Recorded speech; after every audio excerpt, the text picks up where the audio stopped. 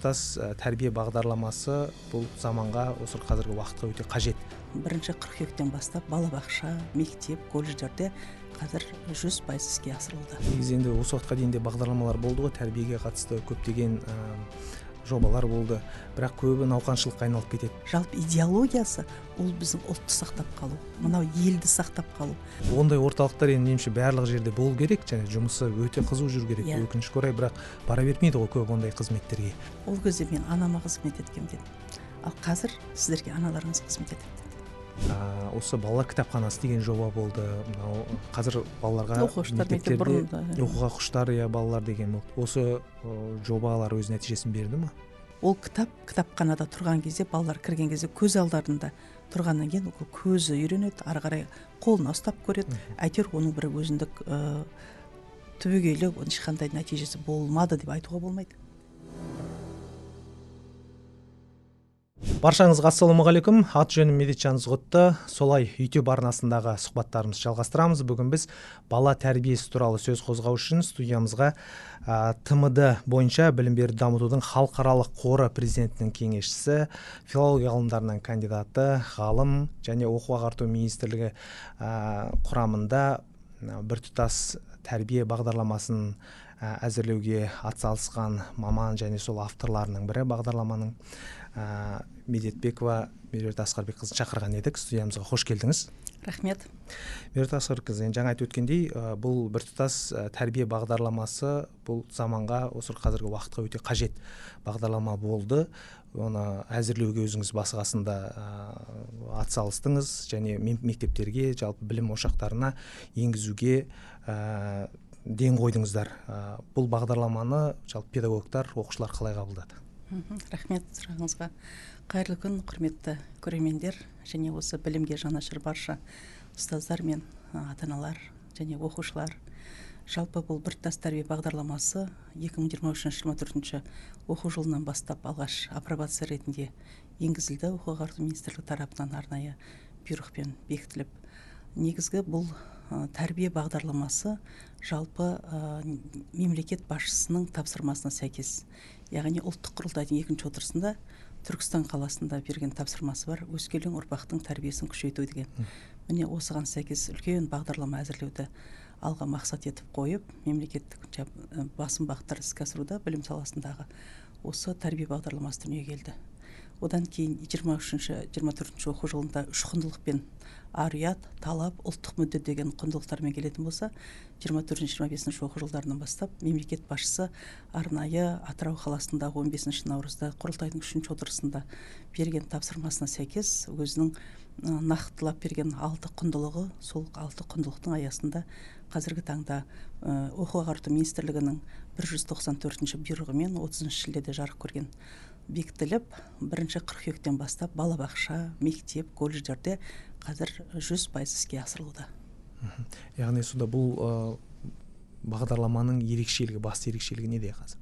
Басты ерекшелігі жалпы біздің салада болсын, жалпы осы қоғамда болсын, біздің ең бір адал азамат деген ұғымды байқап тұрсаңыздар, мемлекет басшысы әділетті Қазақстан, оны кім құрады? Адал азамат құрады. Ал адал азамат егер әділетті Қазақстан құрса, онда біздің ұлтымыз нағыз озық ойлы ұлт болып қалыптаса деп өзінің тамаша қағидасы бар. Міне осы қағиданы басшылыққа ала отырып, жалпы бұл бағдарламаның түпкі негізгі ерекшелігі мынау құндылықтардың өзі екіге бөлінеді. Жалпы адамзаттық және ұлттық құндылықтар. Міне осы бағдарламада жалпы адамзаттық құндылықтары және ұлттық құндылықтарды ерекше назарға ала отырып, әрбір өскелең ұрпақтың бойына сол құндылықтарды дарыту, барынша насихаттау. Яғни біз өз тарихымызды, ұлтымыздың тамаша тілін, ділін деген сияқты тарихын, өткенді қайталай отырып, алға мемлекеттің мықты саясатын, идеологиясын құру болып табылады. Басты ерекшелігі. Негізі енді осы уақытқа дейін де бағдарламалар болды ғой, тәрбиеге қатысты көптеген жобалар болды, бірақ көбі науқаншылыққа айналып кетеді, қағаз жинаумен, есеп тапсыруға айналып кетеді. Бұл осы бағдарлама сондай науқаншылыққа айналған жоқ па? Жоқ, оны біз өте анандай сенімді түрде айта аламыз. Себебі де маған жаңа айтып отқаным, бұл бағдарламаның негізгі мақсаты болып келетін болса, бұл бағдарламаның негізгі ерекшелігі осы іс-шара емес, әрекетке бағытталуы. Бір-екі мысал ғана келтіріп өтсем болады ма? Мысалға, бағдарламаның өн бойында осы 6 құндылықты сол айлардың барлығына әр айда бір құндылықты кәдімгі атау ретінде беріп, ондағы дәйек сөздер бар. Мысалға, қазір біз бірлік және ынтымақ айы, осы желтоқсан айында. Бірлік және ынтымақ айы деп тұрғанымыз, біз Қазақстан Республикасындағы түрлі ұлт өкілдерінің бірлескен ынтымағы арқасында бұл мемлекетті қандай да бір жоғары деңгейге көтеру, бәсекеге қабілетті озық мемлекеттердің қатарына көтеруді мақсат етеді. Және осы орайда бағдарламаның ішкі мазмұнында 77 қадам әрекеті бар. Одан кейін 6 жоба бар. Міне осы жобаның аясында Қамқор деген жоба қараша айында өткізілген кезде, қазан-қараша айларында осы Қамқор жобасында кереметтей бізде іс-шараларды әрекетке бағыттап өткізді. Бір ғана мысалын айта кететін болсам, бұрындар біз алтын көз деп іс-шараны алтын көз деп жарқыратып, бір енді балалардың арасында бір басқа бір күзгі бал деген секілді өткізетін болсақ, бұл жерде түпкі мазмұнында Қамқор жобасы деген атынан да көрініп тұр. Қамқорлық жасау, мейірімге бағыттау, қамқорлыққа жалпы адамзат баласын тарту деген секілді күзгі асар деген жобаны қолға алды. Сонда нақты мысалмен айтатын болсам, Алматы қаласында қарттар үйіне, одан кейін жетім балалардың үйіне барған кезде мектептің оқушылар өз қолдарымен жасаған дүниені жәрмеңке жасап, күзгі асар деп асарлата отырып, қазақта асар деген сөздің мағынасы бірлікке, ынтымаққа, еңбекқорлыққа бір тамаша дүние ғой, асар деген сөздің өзінің мазмұны терең. Міне осындай күзгі асар жасай отырып, ол өздерінің жаңағы түскен қол бұйымдарынан, түскен жалақыдан, жаңағыдай қаржыдан, кішкене ғана шағын болсын, сондай қаржыдан әйтеуір азық-түлік апарып берген кезде, жаңа қарттар үйінде, сонда қарттардың берген батасын көрсеңіз, енді жүрегіңіз елжіреп кетеді. Көзге еріксіз жас келеді. Сонда барған балаларымыз бен ұстаздарымыз ана қарттарды көріп шыққаннан кейін бір ерекше бір толқыныспен шыққан екен. Міне тура сондай жағдай Шымкент қаласында 5 жасар мүгедек қызға сондай бір мектептердің өздері ұйымдасып, инвалидтің мүгедек арбасы, мүгедекке арналған арбаны сыйға тартады, 160 мың теңге деп тұрды сыртында. Сөйтіп енді жаңағы 5 жасар қыздың анасы көпқабатты үйде тұрады екен, орыс ұлты. Сол кезде қатты толқыныстан жылап жібереді, балаларға рахметін айтып тұрып. Сонда ол менің де қызым таза ауа жұтатын болды деп, сондай бір елжіреп тұр. Рахметін, алғысын айтқанда бірінші сөзі. Себебі ол қызын көтеріп далаға шығару оған мұң болып тұрғанда, енді ересек болып қалған ғой, 5 жасар бала деген оңай емес. Сонда егер енді қол арбамен шығып, оны серуендетіп келсем, мен қызым да бақытты болады деп, қыздың бір өзі көңілі көтерілгенін айта алмаймыз дейді. Ол барған сол ұстаздар мен оқушылардың әсерінен алып отырмын. Сонда шыққаннан кейін ол жерге барған балалардың көбісі мынау тұрмыс жағдайы өте жақсы, енді не кием не ішем демеген балаларды алып барған ғой ұстаздарды әдейі. Сонда барып, осындай да өмір бар екен ғой. Адамдар біз бәріміздің бір-бірімізге мейірімді болу керек екенбіз ғой. Біз әкеміздің, анамыздың бізге жасап жатқан қамқорлығын біз түсінбеген екенбіз ғой деген сияқты. Әрі отбасы құндылығын, әрі адамзат баласына, оның ішіндегі мүмкіндігі шектеулі азаматтарға деген өзінің бір сондай бір мейірім оянып кеткен. Бұл әрекет. Әрекет деп тұрғанымыз осы. Яғни бір айқайлатып, ұрандатып, бір осындай іс-шара жасап шыққан жоқ. Тек қана әрекетке, мысалға өнегелі 15 минут деген жобамыз бар. Өнегелі 15 минут атынан көрініп тұр. 15 минуттың ішінде анасы қызына қамыр илеп, қамыр жаюды үйретеді. Болмаса әкесі естің алдын қарын тазалайды. Болмаса пәтердің ішіндегі шаңын сүртіп, әрекетімен үлгі. Яғни әркім өзіңнен баста деген қағида. Оған үлгі беретін тәрбие негізі көрумен келеді ғой. Анасынан тәлім алады, әкесінен көргенін жасайды мысалға. Сондықтан да бірінші өзіңнен баста деген отбасы құндылыққа біз сондай бір пәрмен бердік. Өкінішке орай енді осындай жап-жақсы акциялар, жап-жақсы бастамалар, жаңа айтып өткендей, ол не челлендж жасап, не видеоға түсіріп, не сондай бір науқаншылық әурешілікке айналып кетеді де, одан кейін адамдардың одан айнып қалатыны ары қарай жалғастырғысы келмейтіні, шулап қарсы шығатыны да содан ба деп ойлаймын. Жалпы кез келген әрекетті ұйымдастыруға байланысты. Егер мықты көшбасшылық қасиет болып, ұстаздың бойында соны түсіндіре алатындай ұйымдастыру өзіндік бір қасиеті болатын болса, ол жүректен шыққан дүние ол жүрекке жетеді.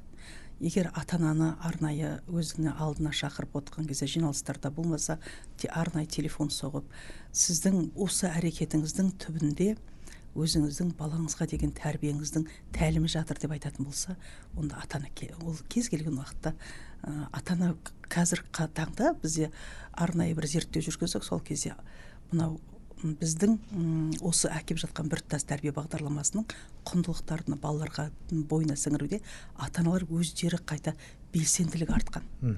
Бір ғана осы қыркүйек айынан бастап, мысалы қараша айына дейін мен енді оқу министрлігінің сол кезде жұмыс жасап жүрдім ғой. Қараша айында алған кезде біздің зерттеу қорытындымызда кәдімгідей 2 айдың ішінде 24% артты. Ата-аналар дұрыс деген көзқарасты қалыптастырды. Сосын байқап отырсаңыз, әлеуметтік желіде негізі әркім ойына келген дүниені еркін, сөз бостандығы деп еркін айтады ғой. Бірақ біртұтас тәрбие бағдарламасы аясындағы болып жатқан дүниелерге комментарийларын ақырын қарап шықсаңыз, бір ешқандай да бір оған бір шағым айту болмаса, осы бір дұрыс емес ау деген пікір кем де кем. Әрине болады ғой, пікір болмайды емес. Бәріне ұнауы мүмкін емес. Мүмкін емес, бірақ кем де кем. Себебі әр ата-ана қазір түсініп отыр. Егер өзінің мынау еккен мына дәні, бала ғой енді, дәнін дұрыс егерді күтіп баптап өсірмейтін болса, ол дәннің ертеңгі жемісі қандай болатын? Ол жемісін ертең өзі жей алмайтындай болады. Сондықтан осындай бір терең философиясы бар. Біртұтас тәрбиенің өзі атынан да көрініп тұр ғой. Біртұтас деген ол тек қана мектеп қана емес. Жалпы ата-ана, мектепке ата-ана қосылса, оған баланың өзінің ынтасы болса, одан қоршаған ортадағы жалпы қоғамдағы мемлекеттік органдар болсын, басқа да түрлі қоғамдық бірлестіктер болсын, жалпы осы біздің мемлекетімізде өмір сүріп жатқан әрбір тұлға өзінен бастап біртұтас тәрбиеге өзіндік үлес қосқанда ғана бұл тәрбие алға нәтижесін береді. Қазір енді мектептер, білім ошақтары, балабақшалар болсын, ата-аналармен тығыз байланыс орнатып, ата-аналармен бірлесе жұмыс істеп жатыр. Бірақ өкінішке орай енді ата-аналардың көбі жұмыс басты болғаннан кейін негізгі тәрбиені сол балабақшада не мектепте беру керек деп ойлайтындар да бар әлі күнге дейін. Осы байланысты ары қарай одан сайын нығайту үшін, өзіңіз айтқандай нәтижесін беріп жатыр дейсіз. Не істеу керек ары қарай? Мысалға, енді мен дәл нақты фактымен ғана айтайын. Мысалы, кеше ғана мен Батыс Қазақстан облысында болдым, Орал қаласында.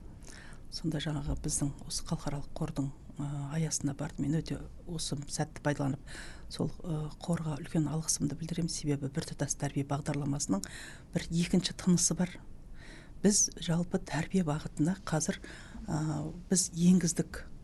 Яғни барлық мектептерде әйтеуір осы бойынша арнайы сынып сағаттар аптасына, мысалы бүгін дүйсенбіде түгелімен сынып сағаттары, оның ішінде мемлекеттік әнұранды айту деген сияқты біздің өзіміз апталық, одан кейін айлық деген сияқты өзіміздің жаңағы тұтастай жоспарды бердік.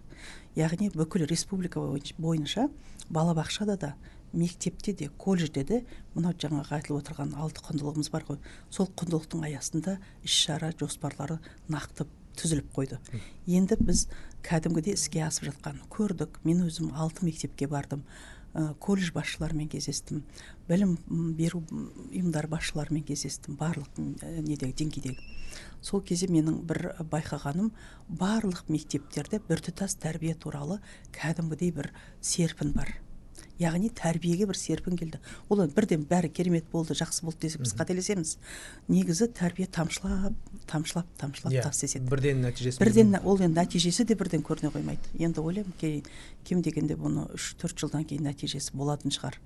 Енді содан кейін енді бұның екінші жағы бар.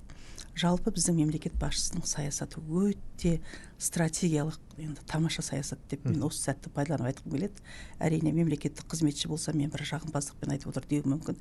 Дәл қазір мен жай ғана тұлға ретінде айтқым келеді. Сонда мынау тұрған дүниені, құндылықтарды тәрбие бағыты мен оқу мен тәрбиенің процесін негіз деп айтамыз ғой. Яғни екеуін қайтадан кіріктіре отырып, мынау беріліп отырған, мысалға осы айда бірлік пен ынтымақ па, осы бірлік пен ынтымақ құндылығы болатын болса, соны барлық пәннің мазмұнына әр мұғалім кіріктіру керек. Міне осы дүниені мен Оралға барып түсіндіріп, сол бойынша арнайы оқыту семинарларын өткізіп келдім. Сонда мұғалімдер ерекше қарсы алды.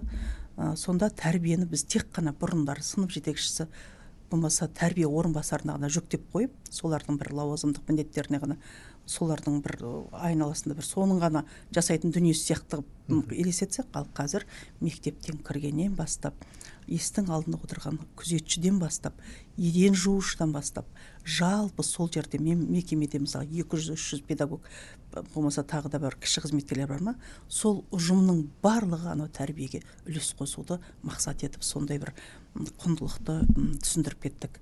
Сонда осы өз мемлекет басшысы мынау үшінші құрылтайда айтқан кезде тапсырманың арнайы тапсырма берген кезде былай беріледі.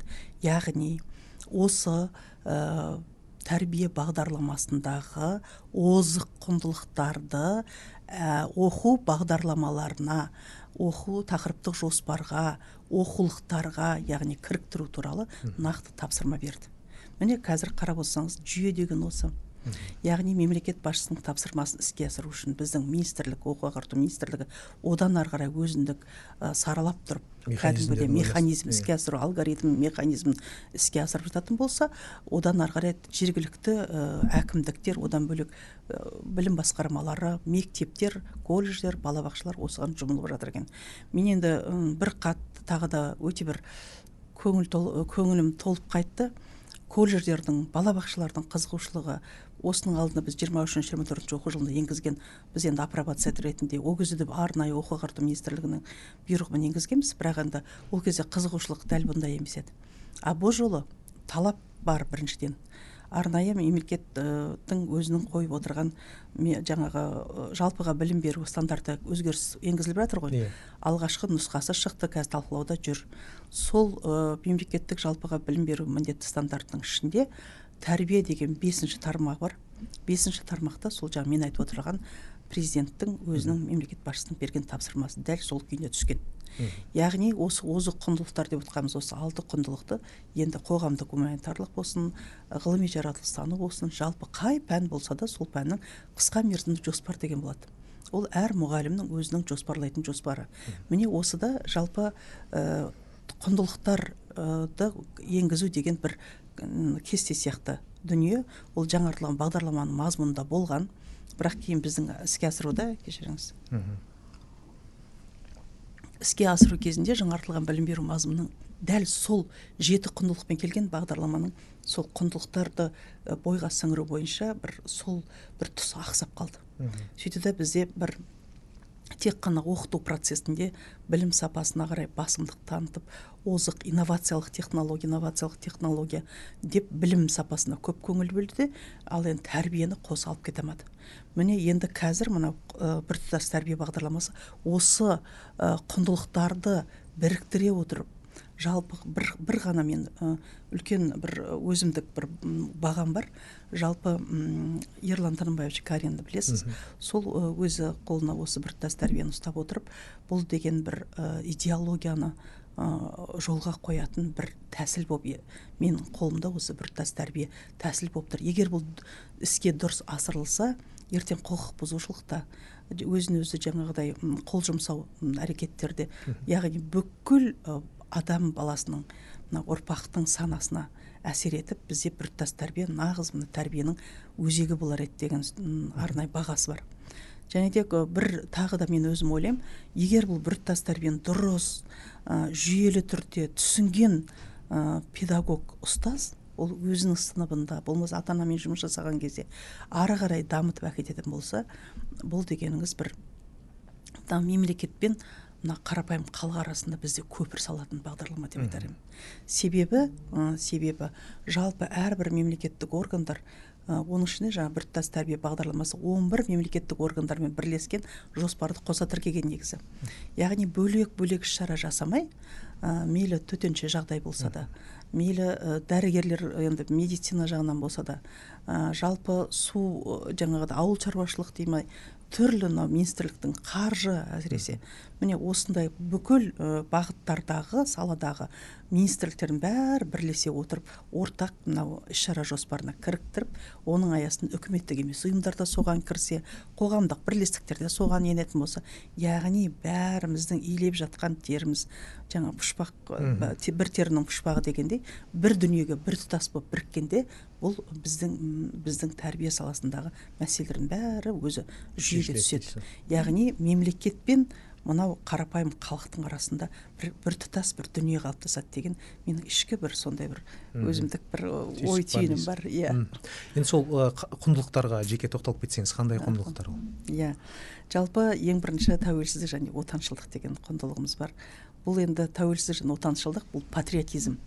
Жалпы негізі бұл алты құндылықтың барлығында не жасайды? Тәуелсіздік, отаншылдық, жасампаздық және жаңағы шығармашылық, одан кейін мына отырған бірлік және ынтымақ, заң және тәртіп, осылай алты құндылықтың барлығында өзінің ішкі дүниесінде бір белгілі бір бағытты соған деген адамзат баласының сауаттылығын арттыратын секілді да. Мысалға жай ғана бір ғана нәрсені алайын. Мысалға бізде осы әлеуметтік желілердегі медиа сауаттылық деп атамыз. Одан кейін жалпы адамзат баласының өзінің туылғаннан бастап өзіндік бір мәдениетін қалыптастыру бойынша жоғары экологиялық мәдениет, мысалға қоғамға қызмет ету, оның ішінде жаңағы әркім өзінің құқын білу бірінші кезекте, сосын барып өзгенің құқын таптамау деген сияқты.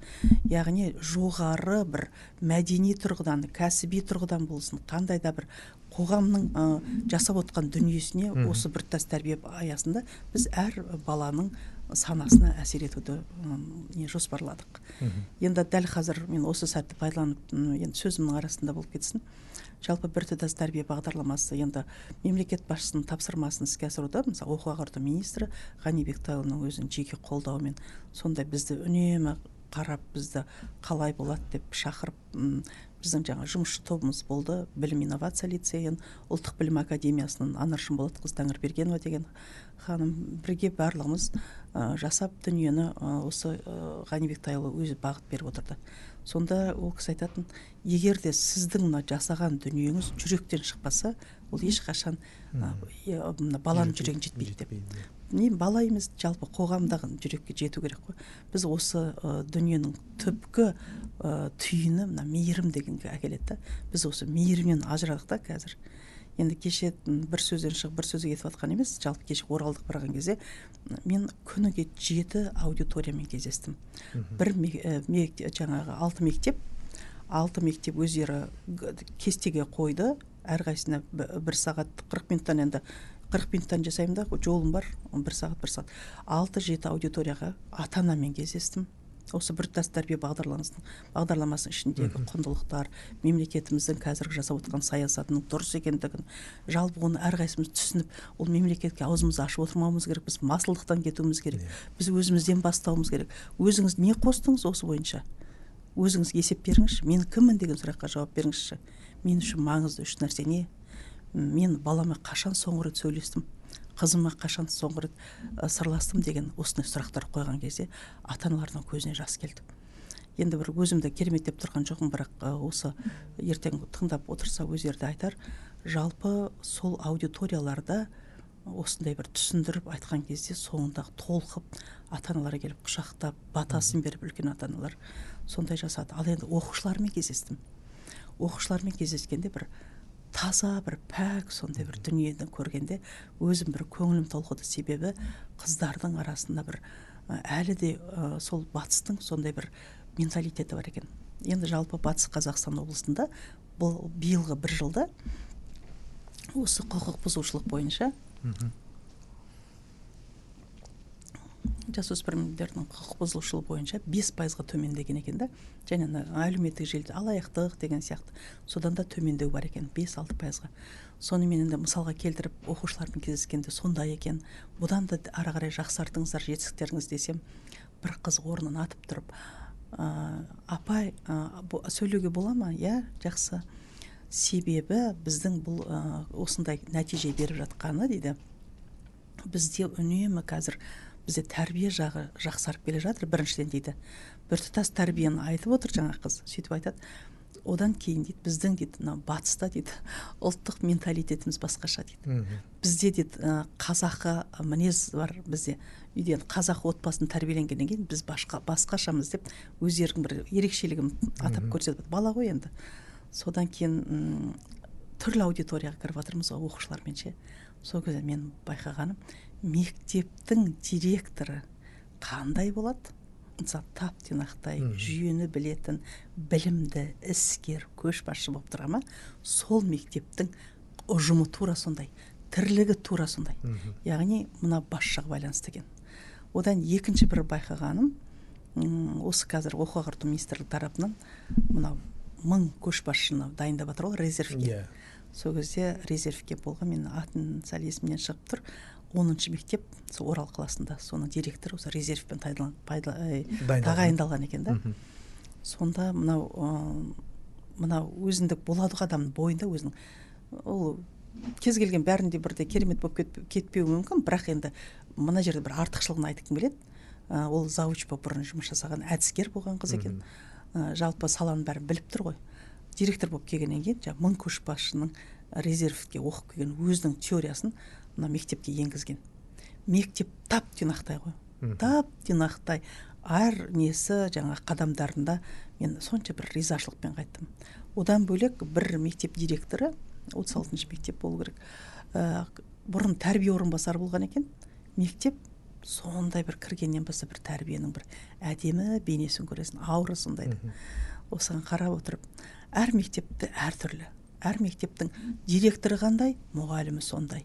Мұғалімі қандай, оқушысы сондай. Оқушы қандай, ата-ана сондай ғой. Міне сондықтан да біз осы сәтті пайдалана отырып, сіздердің шақырғандарыңызға көп рахмет. Мен ойымдағы осы мүмкіндікті айтқым келеді. Жалпы мен мемлекеттік қызметші ретінде қазір жұмыс жасамасам да, сол бір жасаған дүние ол. Маған біреу былай айтады, енді сіз біртұтас тәрбиені жасап жатыр екенсіз, оқу ағарту министрлігінің жұмысын арқылы жандандырып жатырсыз ғой дейді. Енді бұрынғы қызметіңіз неменеге жасап жүрсіз деген сияқты келтіріп жатыр да маған. Сосын мен күліп жатырмын да, кешіріңіз дедім. Бұл жерде оқу ағарту министрлігінің әзірлеген бағдарламасы екені рас, бірақ ол біртұтас тәрбиенің арғы идеясын білесіздер ме десін. Жалпы идеологиясы ол біздің ұлтты сақтап қалу, мынау елді сақтап қалу. Біз тәрбиені күшейту арқылы мықты, адал азаматтарды тәрбиелеу. Осыған әрқайсымыз үлес қосу керек. Мен өзімнің парызым ұлтқа қызмет өзіңнен баста. Ана ретінде, әйел ретінде, тұлға ретінде де өзімді қағидамды алдым дедім. Сондықтан да мен бұны ешқандай да оқу ағарту министрлігі өздері жасабасын деп мен айта алмайды екенмін. Деп сондай бір дүние болды. Сонда жаңағы аудиториядан әртүрлі жаңағы алып отқан кез кері байланысымда осы өзіңнен баста дегеннен кейін бір ата-ана жазып жіберіпті. Сондай ұнады маған ана кері байланыс. Бүгін таңертең кешегі біздің жиналыс дейді, ата-аналар жиналысы өте жоғары деңгейде болды. Енді мен айтып та енді өте жақсы ұйымдастырды сөйтіп, бірақ уақытым аз болып қалды дейді. 40 минут, 50 минут қоян мен, одан артық. Негізі аз сөйлесең көбірек тиімді нәтиже де сол болады. Сәл уақыттың тығыздығы болды, бірақ менің түйгенім өзімнен бастауым керек. Үйге бардым дейді, балалардың телефондарын бәрін алып қойдым да. Бүгіннен бастап бізде әркім кешке дейінгі не істеп келді, не қойып келді, ортаға әңгіме айтамыз. Кәне бүгін кімде қандай, мысалы, кім көңілі түсті, болмаса кім қандайдар қуанды, болмаса мүмкін бүгіннен бастап бір кітапты алып талқылайтын шығармыз деп сөйтіп жасана ғой енді. Содан бірінші үйге келіп, 4 баласы бар екен, үйге келіп соны іске асырдым дейді. Балалардың көзі жанды дейді. Екінші дейді, біз үйге кіргенде әрқайсымыз телефонмен шұқылам, жұмыстан шаршап келдік дейміз. Әке өз алдына, ана өз алдына, бала өз алдына отырады ғой. Сөйтіп, оны бір кішкене отбасында бір мейірім оянды дейді. Таңертең тұрдым да, жұма күні дейді, шелпек пісірдім дейді. Сөйттім да, балабақшаға апаратқан баламның қасында өзімді бір ерекше сезіндім дейді. Сөйтіп, жолда келатқанда амандасып жатырмын дейді. Бәріне күліп қарап, алдына кім шығады соған сәлеметсіз бе десем, болды бүйтіп қарап сәлеметсіз бе деп, сіз күніңіз сәтті өтсін деп қоямын дейді кейбіреулеріне дейді да. Содан өзім рахаттанып жатырмын дейді да. Содан барып жаңа балабақша кірген кезде жеті шелпегімді алып, міне бүгін жаңағыдай сендерге сыйлық, бүгін сендер жақсы бала болуларың үшін деп беріп жатырмын дейді да. Сонда өзімнің бір рахаттанғанымды айта алмаймын дейді. Сөйтіп жазып кері байланыс ретінде енді чаттарына салған ғой, енді маған біреулер әкеп жіберді, апай сізді осындай деп. Сонда мен өзім менде бір ішкі дүниемде бір ойладым, мен бір қазақтың бір анасына сондай өзгеріс әкелсем, онда мен бақыттымын деп ойладым. Бұл енді бір психологиялық тренинг сияқты болды ғой. Негізі бірақ әр мектептерде қазір психологиялық қызмет орталықтары бар ғой, жұмыс істеп жатыр. Ата-аналарды педагог қолдау орталықтары психологиялық қызмет көрсетеді. Ондай орталықтар енді меніңше барлық жерде болу керек, және жұмысы өте қызу жүру керек. Өкінішке орай, бірақ бара бермейді ғой көп ондай қызметтерге. Өзіңіз айтпақшы жаңағыдай барлығы тұрмыс билеген заманда тіпті ата-аналардың жиналысына да бармайтын кісілер бар. Енді осындай кездесулер, мүмкін осындай тренингтер ма әрбір ауылдық жерлерде де өткізілу керек шығар. Себебі енді үлкен орталықтар түсінікті, Астана, Алматы түсінікті, үлкен қалалар түсінікті. Бірақ шалғай ауылдар бар ғой бізде. Дұрыс айтасыз. Мен негізі осыған дейін Ғанибек Тайұлы үнемі айтатын, ағартушы болу керек. Біз ұстаз, біз ағартушымыз. Сол маған айтатын, ағартушыны сіз әйел ретінде, ана ретінде сіздің өзіңіз сол біртас тәрбиені сіздер мына жақта отырып жібердіңіздер, Анар Шымболатқызы екеуіңіз мәз болып. Ал енді оны қалай іске асып жатыр? Ар жағына сіздер ұқсап жеткізіп жатыр ма, жеткізбей жатыр ма? Сіздер деген әр топқа барып соны түсіндіруге мүмкіндік болу керек, жасау керек деп айтатын еді. Соны бір енді ойлаймын, бір тылсым дүние сондай бір жасасын деп мен қолымды босатқан шығар. Мен енді қазір отырған жерде үнемі егер қандай да бір осындай бір жиын болса, соған барып қатысуға мен егер де шақырып жатса, әрине шақырмаған жерге мен өзімде принцип бар, бағаламаған жерге бас сұқпайтын. Өзіме сөйтіп айтам, бағаламаған жерге бас сұқпа деп. Сондықтан егер бағалап жатса, шындығында осы біртас тәрбие туралы осындай бір жақсы дүние айтып жүр екен деп айтатын болса, ол шындығында барып түсіндірсек, кәдімгідей аудитория тіріледі. Мен енді сізге тағы бір мысал айтып берейін. Бір өңшең бұзық балалар отырды. Мен кірген бір аудиторияда, бір бұрышта қимылдай береді. Онан да тәрбие орынбасары ыңғайсызданып жатыр менен. Тыныш отырыңдар, апайдың тыңдаңдар деп қойды. Жоқ дедім. Олай не жасама дедім. Қолын қақпа, еркін отырсын дедім. Өз еркімен отырсын дедім. Егер ұнамай ма дедім, балапан отыра қойшы, есімің кім? Мына мен саған қызық болмай жатыр ма дедім да. Жоқ, қызық болып жатыр деді. Егер қызық болмай бара жатса, айналайын барып далаға ойнай қой дедім. Сөйтіп жаңағы айналайын, жаным, күнім осылай айтам, бірақ жайлап арт жағынан оны тәрбиеге шақырып тұрмын ғой енді. Ана бала бойын тіктеп бүйтіп отырды. Сосын тағы бір бала жыбырлай берді. Енді қоймайды ана бала. Сосын шақырдым. Бек келе қойшы жаным. Қасына бардым, қолынан ұстап өзім былай алып шықтым. Енді 100 шақты бала отыр. Ер балалар бар, қыз балалар бар. Сыртқа алып шықтым да, алдына алып шықтым, бәрінің алдына тұрдым да. Сен спортпен шұғылданасың ғой дедім де. Атың кім десем, атын айтты. Сөйтсем, иә деп қойды. Қандай түрі десем, жаңағы енді айтып жатыр. Сосын айттым, онда дедім, мен 3-4 жылдан кейін әлем чемпионы көріп тұрмын сен бойыңнан дедім. Сөйттім да, қалай ойлайсыңдар, балалар әлем чемпионы шығады ма мына баладан деп жатырмын, атын айтып. Сөйтсем бәрі, иә деп қойды, онда ду қол шапалақтайықшы дедім. Сөйтіп, зал ду қол шапалақты әлем чемпионына деп бір жаңағы жасап қойықшы респект деп. Бәрі қол шапалақтады, сөйтіп күліп. Алла қаласа тек қана сен алдыңа спортты мақсат еттің ба, сен мақсатыңа жетуің керексің деп арқасынан қақтым да отырғызым. Бір кезде арғай жалғастырып жатырмын, әдейі байқап тұрмын, жаңа бала қимылдай ма екен, қимылдамай. Бала сол отырған күйі менің әр сөзіме, мені көзіме қарап осылай армандап отырды ғой. Жауапкершілік сезінген. Жауапкершілік сезінді. Одан кейін армандап отыр жаңағы. Әлем чемпионы болған секілді болып қалды да ол.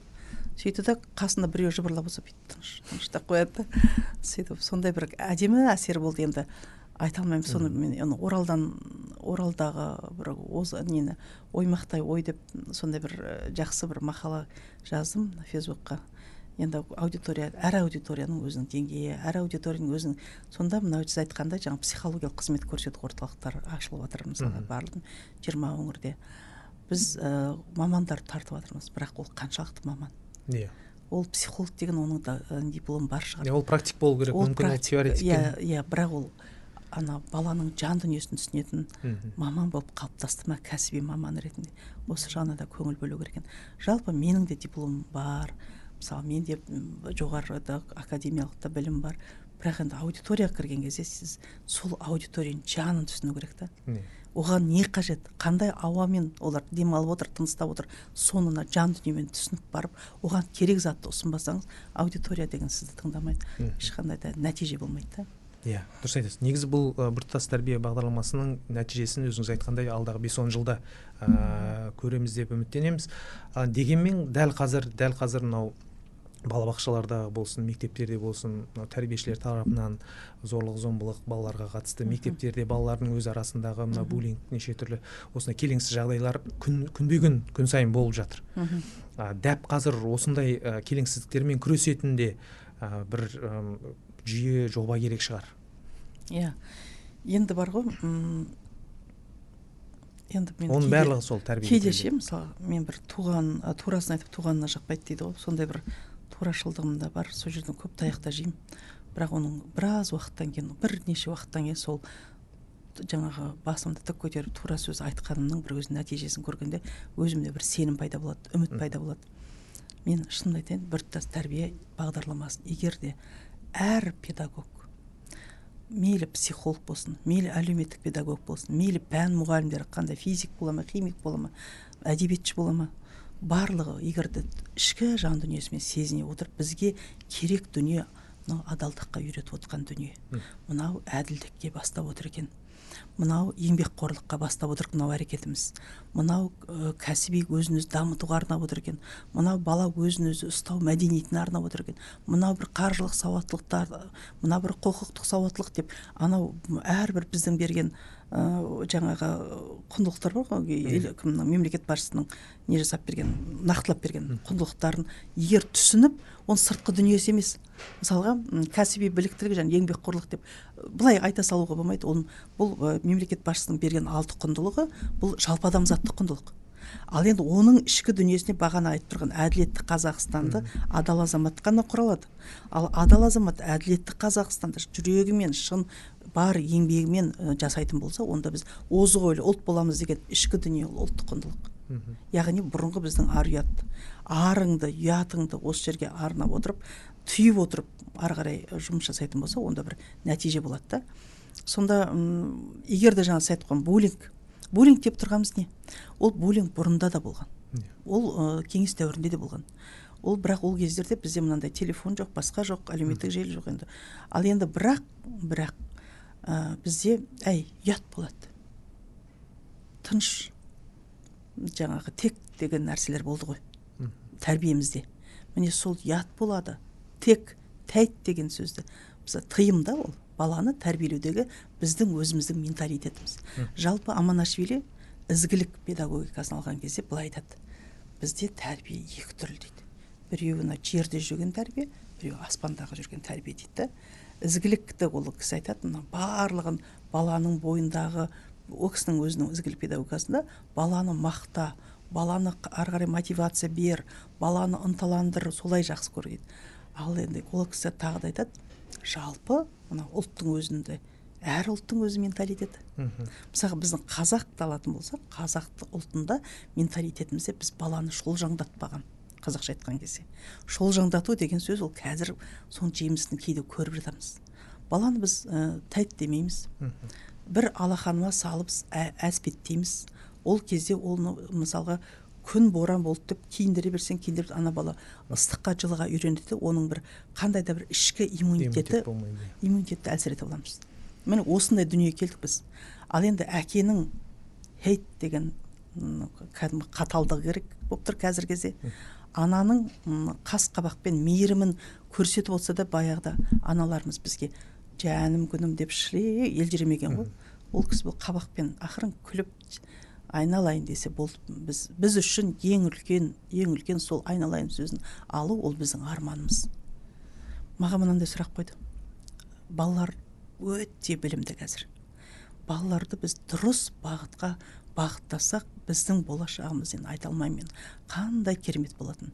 Өйткені олар барлық ақпараттарға қолжетімді. Маған мынандай сұрақ қойды.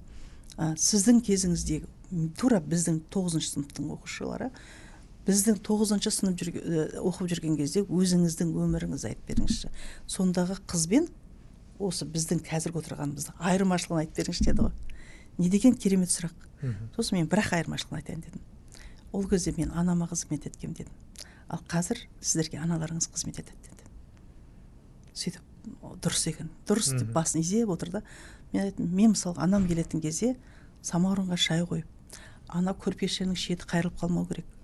Анау ыстық күрең шайын, сүт қатқан шайын қойып, алдына бір деген тап тинақтай бір кір шалмаған не болу керек, алдында тұру керек. Ана қол сүртетіндердің дастарханның шеті қайырылып қалмау керек. Осындай жалтыратып, тазалап, анам келгенде жүгіріп орнынан тұрып, сол кезде шаршап, қабағын түйіңкіреп келген анамда отырғызып, қолына жылы сумен қойып, отырғызып, асын берген кезде анам шекесінен бұрқ етіп тер шыққан кезде ғана маған қарап, ой жаным деп айтатын дедім. Сол кезде мен бақытты болатым дедім. Қазір сіздердің кездеріңізде қыздар қалай дедім. Мен де қызым 7-ші сыныпта оқиды мысалы. Таңертең тұра ғой, сабаққа бара ғой, кашаңды дайындап қойдым. Өбектеп, ана суды ішіп алып болмаса, ананы үйтіп ал, ана алдың ба, анауыңды салдың ба, жылы киіндің ба, шапкыңды кидің ба, өбектеп шығарып саламыз. Сонда айырмашылық бар ма дедім. Ол кезде мен анама қызмет еттім. Ал сіздер қазір сіздерге аналарыңыз қызмет етті. Сондай бір сол кезде бір қыз жылап отыр екен, мен сезбедім. Сөйтіп кейін бәрі біткеннен кейін қасыма келіп, оңаша келіп, суретке түсейінші деп, мені құшақтап суретке түсті. Мен тура сіз сияқты болғым келеді дейді. Мен сол кезде өзімнің көзімнен жасым шығып кетті ғой. Ана қыз келіп мені құшақтағанда басқаша құшақтап тұр ғой, жақсы көріп құшақтап тұр. Соны сіз сияқты болғым келеді деген кезде, мен бір керемет деп тұрған жоқпын, бірақ ана жерде сәл жетті-ау соны санасына, содан көзіме жас келді. Осындай негізі әр адам осылай бір жалпы мына Сократқа қазір Сократты білесіздер, соған бір тәмсілге айтқан екен. Мен сізге бірдеңе айтайын, тыңдаңызшы десе, Сократ тұра тұр деп айтады. Мен айтқан 3 нәрсе болады, сол 3 нәрсеге сәйкес пе, сәйкес емес пе, сосын барып айтасың депті. Мақұл. Бірінші айтатының, ол жақсы нәрсе ма, жаман нәрсе ма депті. Жоқ, бірінші айтқан. Бірінші ол шынайы фактіге құрылған ба, шындық па, көргенің ба депті. Жоқ, естігенім депті. Онда маған қоя тұрыңыз депті. Екінші депті, ол айтатын сөзіңіз жақсылық па, жаманшылық па десе, ол айтады дейді.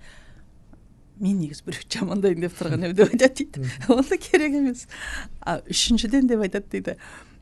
Осы маған сіздің айтқан дүниеңіз менің пайдама асатын дүние ма, маған пайдалы ма, мен саған уақытымды бөлген кезінде пайдасы болса, жоқ, ол сізге пайдасы, тек сіз тыңдасаңыз болды деп айтады дейді. Сонда айтқан екен Сократ, бұндай үшеуіне де маған керек емес дүниені мен тыңдай алмаймын деп.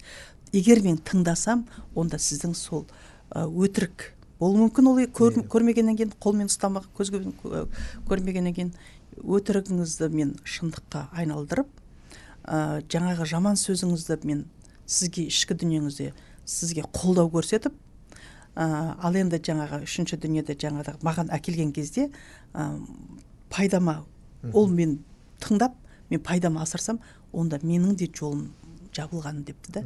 Яғни кез келген жерді осы 3 нәрсені есіңізден шығарма депті. Сол айтпашта қазір айтады ғой, тыңдап отырсаң дейді, сол ана жаман энергияны, жаман сөздер тыңдасаң, сізде соған үлес қосқаныңыз дейді. Осы жерден бір түйін алғым келеді. Жалпы біз негізі жақсы ойлауымыз керек, жақсы сөз сөйлеуіміз керек. Тіпті өтіп бара жатып, қандай сұлусыз, қандай бүгін әдемі болып кеткенсіз десеңіз, сол адам кемінде 1 сағатқа дейін соның әсері ішкі дүниесіне бір рух көтеріліп қалады екен. Жай жымиып жүргеннің өзі жылылық сыйлайды. Жылылық сыйлайды. Енді Мержат Ақсықбекқызы, тағы бір үлкен проблема бұл кітап оқу деген. Балаларға кезінде енді біз әке-шешелерімізге қарап қызығып оқыдық, қазір біздің балаларымызға кітап оқыту өте қиын. Осы балалар кітапханасы деген жоба болды. Мынау қазір балаларға оқуға құштар мектеп бұрында оқуға құштар балалар деген болды. Осы жобалар өз нәтижесін берді ма? Енді ұрандатып кеттік қайтыр оқуға құштар мектеп, оқитын ұлт, оқитын мектеп, оқитын колледж деп жалпы айттық, бірақ мен бір ғана нәрсені айтқым келеді. Осы балалар кітапханасы жобасын негізі тағы да бір мемлекет басшысының бір саясатын айтқым келеді. Балалар кітапханасы жобасы аясында, енді мен соны тікелей департаментте жүрген кезде нақты фактімен сөйлейін, 1117 ма, сонда 1147 метр. Осында көркем әдебиетке енгізіп балалардағы мектеп кітапханасына сол тізілімдегіні сатып алуға берді ғой, мемлекеттік сатып алуға соны берді тізімді. Енді ол қаншалықты іске асып жатыр дейміз, бірақ бәрібірде ол кітапханада тұрған кезде, балалар кірген кезде көз алдарында тұрғаннан кейін көзі үйренеді, ары қарай қолына ұстап көреді. Әйтеуір оның бір өзіндік түбегейлі ешқандай нәтижесі болмады деп айтуға болмайды. Енді бұл жерде кілт тағы да айтып айналып келген кезде біздің ата-анамызға келіп тіреледі. Мен енді өзімнің өмірімде айтайын, мен дүниеге келгенде 4 жасар кезім, 4-5 жасар ары кез есімді енді білген кезімде, мен әкемнің әкесі үлкен керемет кісі болған. Сол кісі жаңағы кеңес дәуірін мойындамай, көп малы болғаннан кейін басқа жақта тұрған ғой, өзі ауылда өзінің несі болған. Сөйткенде мал бағып, сол жақта малда ауылда мен қойшының қызы болдым. Сол кезде атам әкеме шамның жарығымен Қобыланды батыр, Алпамыс батыр деген үлкен қоңыр кітаптар болатын. Сол кітаптарды әкем нақышына келтіріп оқыған кезде бәріміз ойып тыңдап отырамыз. Енді ол кезде мынандай телефон жоқ, тіпті жаңағы свет те жоқ, шамның жарығымен.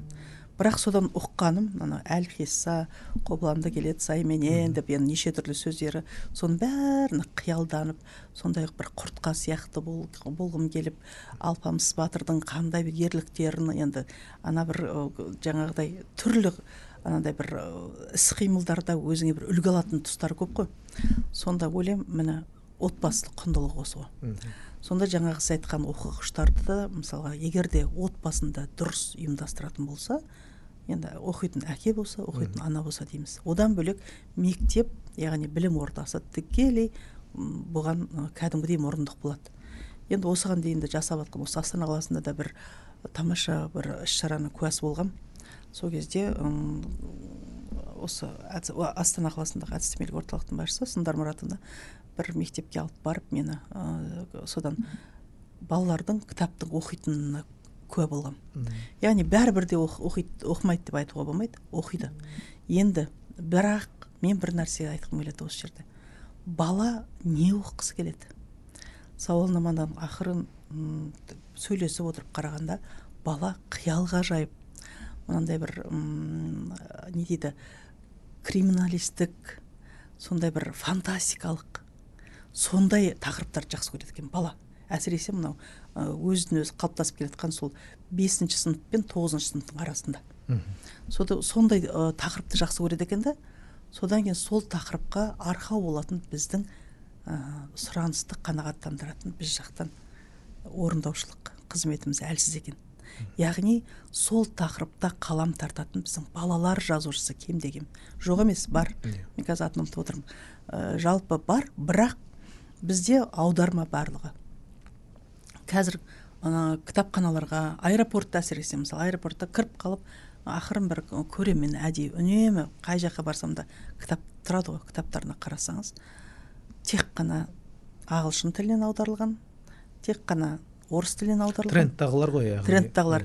Енді біз неге өзіміздің ұлттық мынау кітабымызды, ұлттық балалар кітапханасы неге тренд қылмаймыз? Енді осы жерде айта кеткім келеді. Ғанибек Тайұлы өзінің арнайы бастамасымен мынау оқу ағарту министрлігі мен мәдениет және ақпарат министрлігінің екеуінің арасында бір тамаша жоба іске асырылған. Жаңағы балалар интеллигенциясы, шығармашыл, жаңағыдай бір қазақ балалар редакторлары, жаңағы журнал, газет редакторларының бір сондай бір жиын өткізгенбіз Алматы қаласында.